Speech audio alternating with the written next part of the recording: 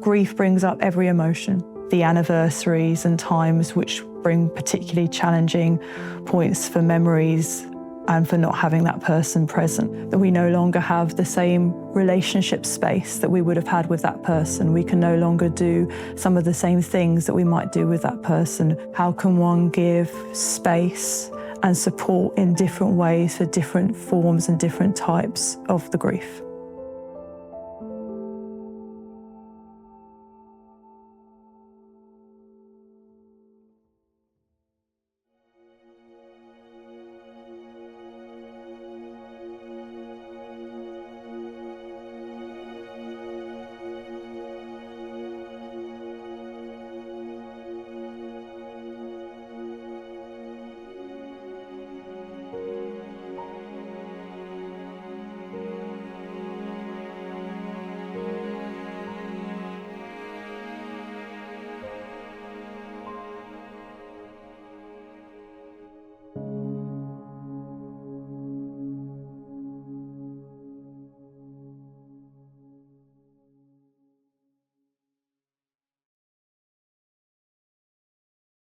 So festive seasons, they bring up times of family, friends, connection, people joining with one another.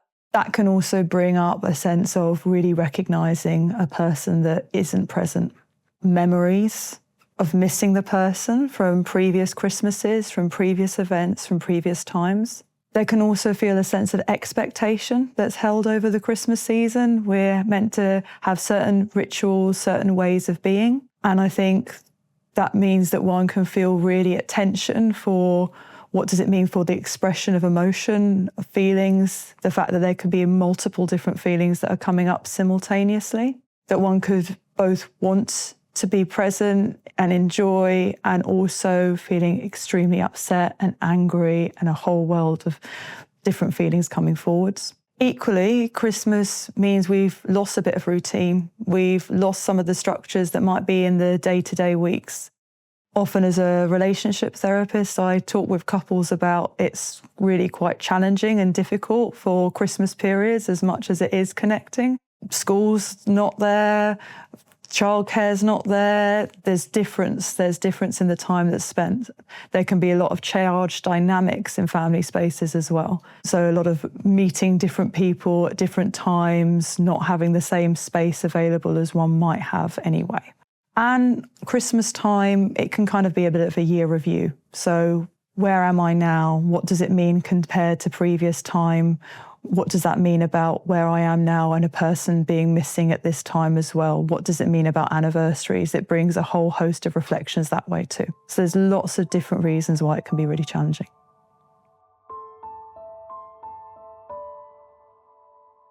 We classically are thinking with bereavement and grief around kind of an acute grief and what it's meaning to have lost an individual for someone to have died. I think this question is bringing us to recognise there's lots of different types of grief. So a focus on what the different types of grief are, I think is important as well.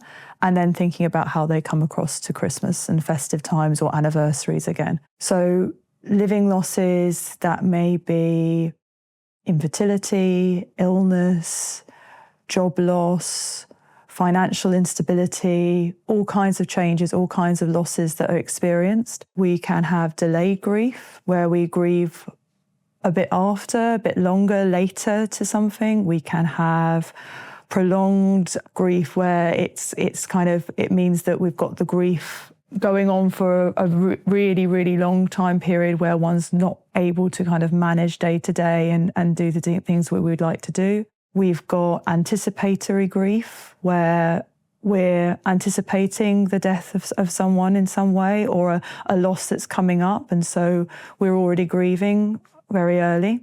Disenfranchised grief, where we may have the loss of an ex-partner, say an ex-partner has died, or we've got a family estrangement, or we've got a stillbirth or a miscarriage, or the loss of a pet. These are ways where society might not recognise the grief that one's experiencing and how much of an impact and significance it's carrying.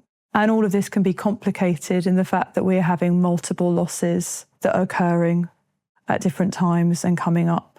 And we can have a secondary loss. So a secondary loss being we've experienced a bereavement, a grief, and then we're grieving over the parts of our lives that are lost in response to the grief of someone. So that we no longer have the same relationship space that we would have had with that person. We can no longer do some of the same things that we might do with that person. We can no longer have some of the same hopes and dreams for the future that we may have had when we were with that person. And then when that comes over to any anniversary, any kind of time period like Christmas, it's recognizing, one, what could all the different types of losses be, and how can one be present to those different parts? How can one acknowledge them? How can one give space and support in different ways for different forms and different types of the grief?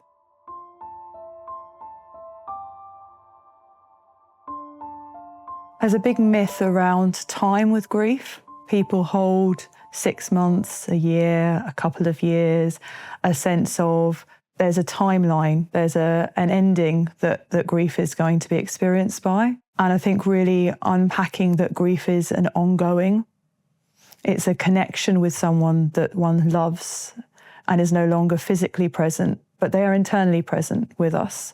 If anything that one could say is trying to unpack that as a myth is recognizing that we carry people with us, and to respect the grief for coming up at different times in different ways. First can be particularly challenging times, and I would invite that as first of anything, a first Christmas, a first wedding anniversary, a first birthday, a first significant date for an individual where a person isn't present. And those can continue to be the anniversaries and times which bring particularly challenging points for memories and for not having that person present. There's something about holding grief, we grow around it.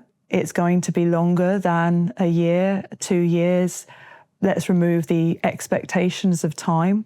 Let's recognise anniversaries and specific time periods can be really challenging. First can be challenging, but these can be challenging in ongoing ways as times when we are missing someone. Recognising that everyone might meet in their unique place with grief, and that might be challenging because one person might be angry, one person might be upset, one person might be numb, one person might be anxious. Everyone may be grieving, but they're meeting one another in a different space potentially, or they might be meeting one another in exactly the same space, and that's double down. It's really charged, really in a heightened space. So it's, again, checking with everybody, what does each person need? Recognising that the emotion might change and shift over time. Acknowledgement of how everybody has that grief.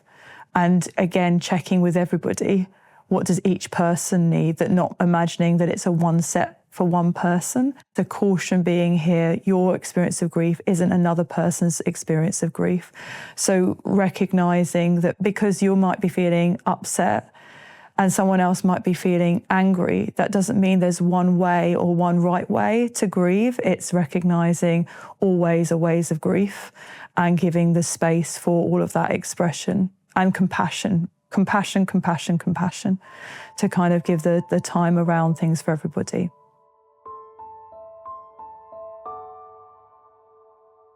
Firstly, is an understanding of the unique experience of grief. We're all grieving differently in different ways, and there are still some important kind of foundations. So one, grief brings up every emotion. It brings up anger, frustration, numb feelings, feeling spaced, feeling anxious, feeling upset, every different type of feeling that can come forward. So there needs an honouring of, I don't necessarily know what you're going through. You're going through your unique space with grief. And I also recognise that there could be lots of different feelings that could be present for you at this moment. And then they're saying, how do I support? What might that support look like? And it will look different for different feelings and experiences and at different times. It's asking the person directly, what will this look like? How can I be alongside you? How can I support you? and returning to that a number of times. Maybe one day it's just wanting to sit alongside you whilst you're having a coffee and there's no conversation at all. Maybe it's another day you want some space, you want to be by yourself, you don't want to have any interaction. Maybe it's another day that someone would like to talk. They would really value talking about the loved person that's no longer there and talking through what they're feeling. Maybe it's another day that they want to go on a theme park ride and they just want some joy and some space and the allowance to have that joy alongside the loss. It's not one set thing. It's like understanding that things change. It's giving the space. It's keeping on returning to the person and asking them, what would you need? What would most support you now? What's going to help? There's also something about really remembering with the person about the person that they loved. What does that mean about rituals? What does it mean about creating special times to remember someone? What does it mean about talking about the person, that they're kept in mind in some way? Again, checking with the person how they'd like that. How will that support them? And also the fact that for anyone individually, that they can create their own spaces for that as well. What does that mean for having the space and time to create their own rituals for remembering the person that they really cared about? With young people and children, they might express grief in very different ways. It's thinking about how one's approaching things from a developmental approach, but being really centred on the experience again for the young person. They might not be able to express it. They might not be able to express feeling.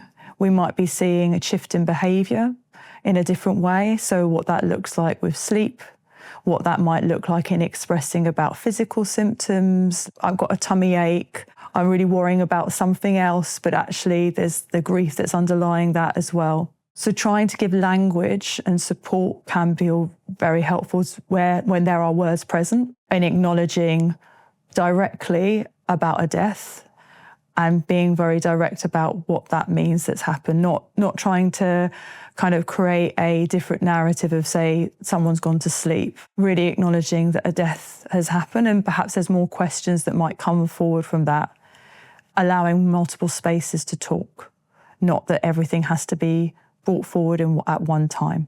Children might also need creativity, different ways to express, dance, play, drawing.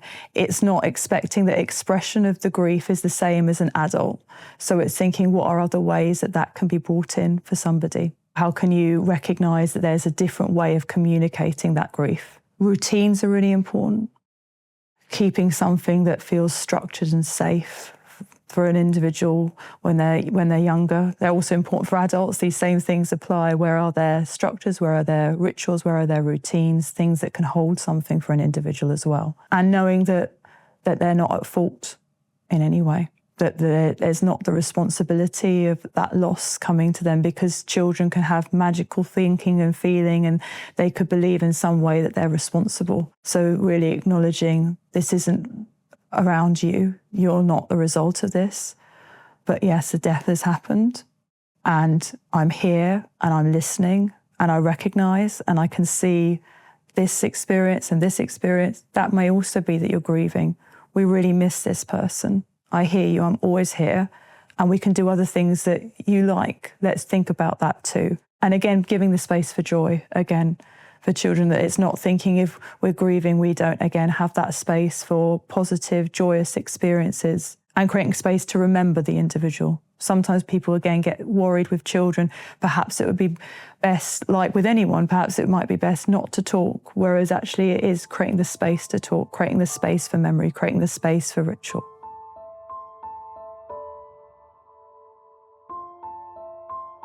Naming where you can, what you need. Thinking each day as you come, what do I need as support? Coming across to anything that feels most supportive to you. Recognising sometimes you might not be able to name things as well. Thinking about that where you can ahead with family, with friends, to check in, to recognise. Still having space to remember. And that can be as a group, that can be individually. To honour the person that you care about, that you love, recognising that they're still here. They may not be there, but they're here.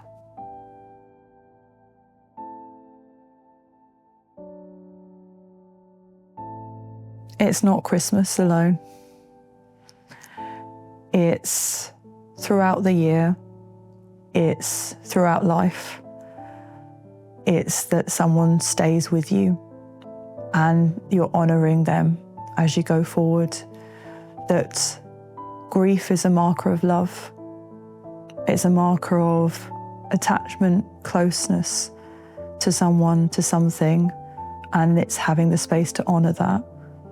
That any emotion is appropriate, any feeling, and that we all grieve in different ways at different times.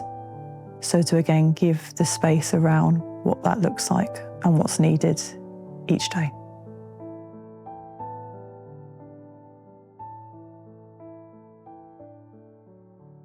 Cruise is a national bereavement charity. They've got a lot of resources there to read about grief. They've also got a helpline, and they've also got some grief counselling services. There's also Winston's Wish, which is particularly around child bereavement, and Child Bereavement UK as well, which is, again, supporting where there's been a child death or supporting children who are bereaved and grieving. And Julia Samuels is a renowned psychotherapist who's written extensively about grief. So there's a helpful book, Grief Works, and there's also an app by the same name, Grief Works.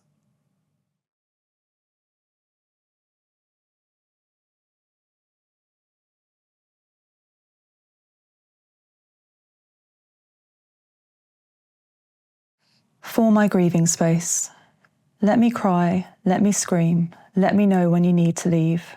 Sit with me and hold my hand. Repeat back the thinking I'm finding hard to expand. Be the mind I do not possess when I am panicked by a past request. Remember now, remember later. List things down on bits of paper. Birthdays, anniversaries, and festive times. These can bring pain behind my eyes.